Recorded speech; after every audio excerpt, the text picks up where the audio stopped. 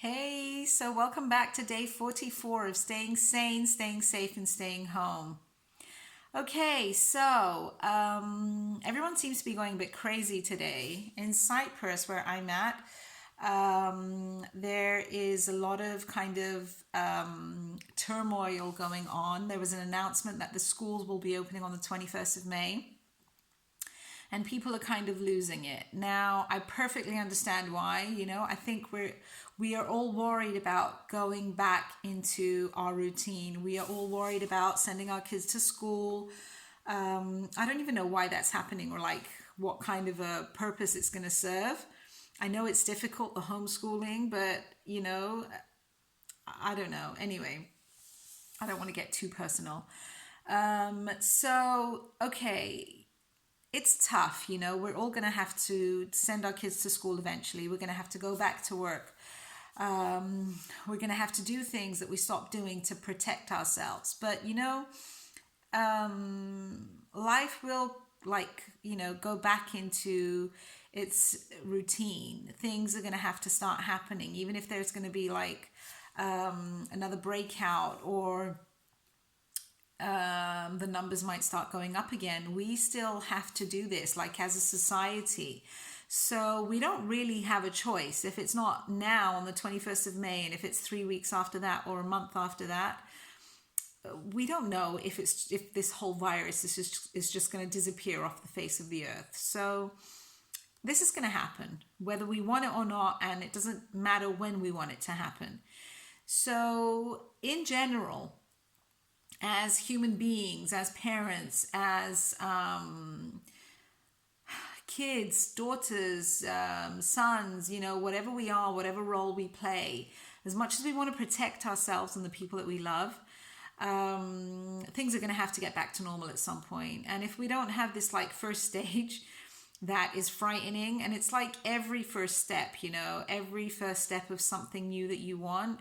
The first steps are always frightening, and it's the unknown. We're all afraid of the unknown. We're all afraid of not knowing what to expect. So people being stressed about it is perfectly fine. People moaning about it, it's perfectly fine. The truth is, though, the bottom line is that it's going to happen sooner or later. So we can't prevent what's happening. The decisions will be made, and they'll be given to us the same way when the lockdown happened. Other people make the decisions. We unfortunately have to follow. So the only thing I'm going to say is just keep yourselves together. Enjoy the last couple of weeks that we have of staying at home, of being with your families, of knowing that everyone's safe, and prepare for what's coming. Like, prepare for getting yourself back into a different routine. Prepare in deciding on what new rituals you want to put into this new program that you're going to have. Are you going to go back to your old daily routine, or are you going to put new things into what you really want to do and what you want to focus on and what's more important now? So since we can't prevent the way that this comeback is going to happen, it's really not a decision that we can make. Let's try and make the best out of it. Okay, this is what we've been learning over these last couple of weeks. We've been learning about adjusting, about adapting, about being aware and choosing what we stress over and what we don't. So we know that we can only do so much now.